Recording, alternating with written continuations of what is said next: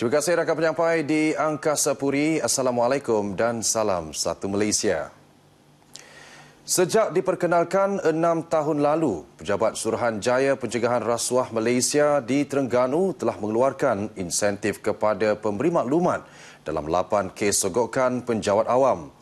Ia melibatkan kesalahan di bawah Seksyen 17-B Akta SPRM 2009 kerana menawar atau memberi suapan.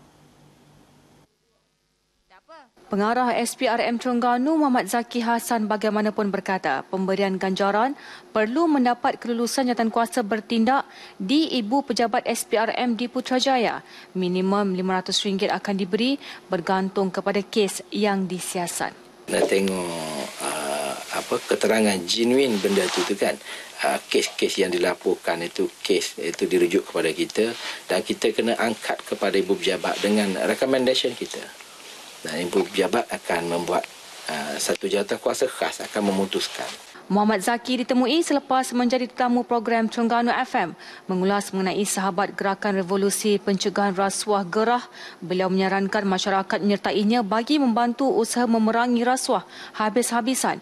Ketika ini terdapat lebih 2,000 sahabat gerah di Terengganu dan sasaran 5,000 sahabat mampu dicapai menjelang akhir tahun ini.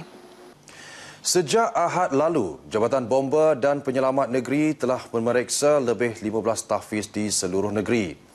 Selain pemeriksaan, jabatan itu turut mengadakan ceramah kesedaran dan demonstrasi kebombaan kepada semua pelajar. Timbalan Pengarah Jabatan Bomba dan Penyelamat Negeri Syarikan Bustaman berkata pihaknya mensasarkan lebih banyak tahfiz akan diperiksa dalam masa terdekat.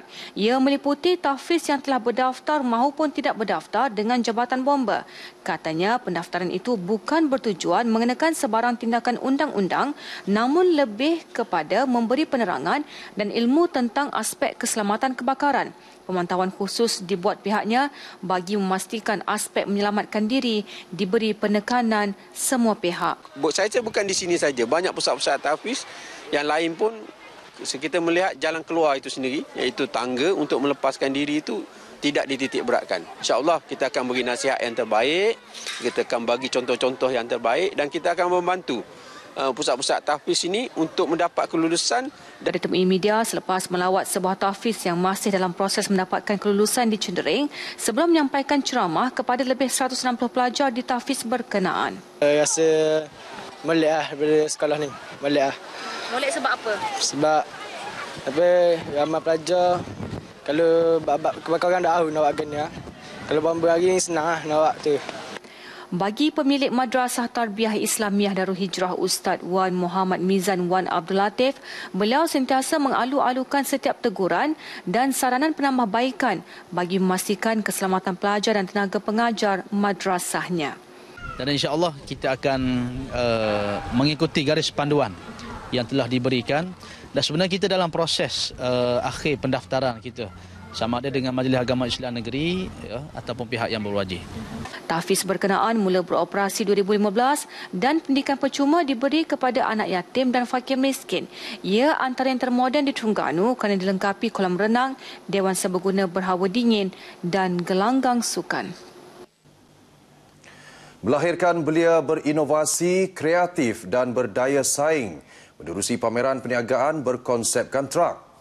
Ia bakal berlangsung selama 3 hari bermula 28 September ini di perkarangan Stadium Mini Kompleks Sukan Negeri Terengganu di Gong Badak. Pameran yang mendapat kerjasama Kerajaan Terengganu ini menyasarkan belia berusia 15 hingga 40 tahun. Ia akan diisi dengan pelbagai program termasuk perniagaan dan pameran, seminar keusahawanan, pembelajaran, motivasi dan perkongsian ilmu.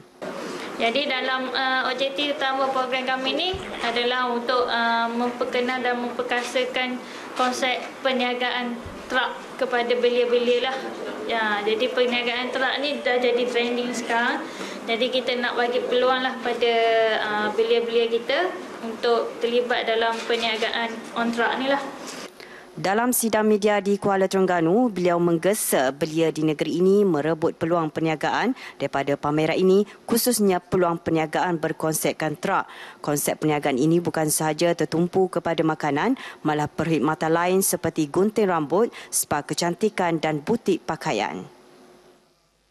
Paparan itu mengakhiri sumbangan berita dari Terengganu. Kembali kepada rakan penyampai di Angkasa Puri untuk berita seterusnya.